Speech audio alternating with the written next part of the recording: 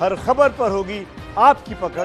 Download कीजिए ABP live app. और अब अगली खबर की ओर चलते हैं। देखिए, कोरोना संकट के 6 महीने हो चुके हैं, मरीज लगातार बढ़ रहे हैं, लेकिन देश आखिर कब तक बंद रह सकता है।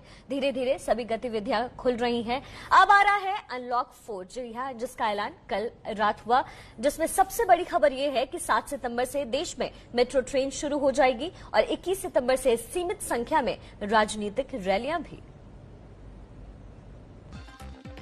केंद्र सरकार ने अनलॉक 4 की गाइडलाइंस जारी कर दी हैं। अनलॉक 4 के नियम 30 सितंबर तक लागू रहेंगे। दिल्ली, नोएडा, मुंबई समेत जिन शहरों में मेट्रो चलती है, वहां के लिए अनलॉक 4 खुशखबरी लेकर आया है। 7 सितंबर से देश भर में मेट्रो ट्रेनों को चलाने की इजाजत मिल गई है, लेकिन यहां सोशल डिस्टेंसिंग के नियमों का पालन करना जरूरी होगा।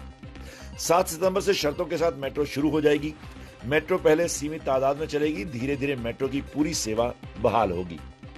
अनलॉक 4 में भी स्कूल, कॉलेज 30 सितंबर तक बंद रहेंगे। हालांकि केंद्र सरकार ने कहा है कि 9वीं से 12वीं के छात्र चाहें तो स्कूल जा सकते हैं।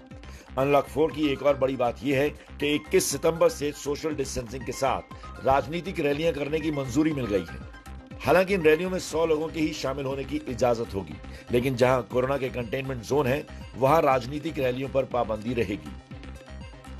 अनलॉक 4 के इस नियम का पहला असर बिहार में दिख सकता है, जहां विधानसभा चुनाव की हलचल शुरू हो गई है।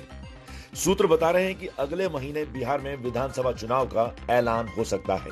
अनलॉक 4 में केंद्र सरकार ने लॉकडाउन का अधिकार फिर अपने हाथ में ले लिया है। अब कोई भी राज्य अपनी मर्जी से लॉकडाउन नहीं कर सकता है। राज्यों को लॉकडाउन के लिए गृह मंत्रालय की इजाजत लेना जरूरी होगा। केंद्र सरकार के इस फैसले का सीधा असर पश्चिम बंगाल की ममता बनर्जी सरकार पर होगा। ममता बनर्जी जेईई और नीट परीक्षा का विरोध कर रही हैं। 13 सितंबर को नीट परीक्षा है, लेकिन उन्होंने 11 और 12 सितंबर को पश्चिम बंगाल में लॉकडाउन का ऐलान कर दिया था। देश में अनलॉक 4 लागू होने के बाद ममता बनर्जी अपनी मर्जी से लॉकडाउन नहीं कर पाएंगी। अनलॉक 4 में ओपन एयर थिएटर शुरू करने की इजाजत दे दी गई है, लेकिन सिनेमाघर और स्विमिंग पूल अभी बंद रहेंगे। पहले की तरह 2 राज्यों के बीच बस चलाने पर कोई पाबंदी नहीं होगी।